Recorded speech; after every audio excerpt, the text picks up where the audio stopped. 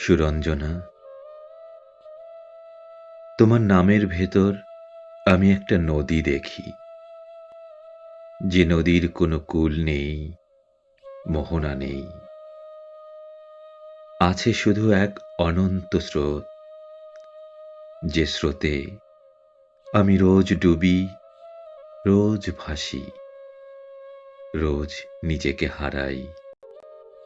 তুমি কি জানো, ভালোবাসা মানে শুধু পাওয়া নয়, ভালোবাসা মানে একটা মানুষের অভাবে সমস্ত পৃথিবীকে শূন্য মনে হওয়া।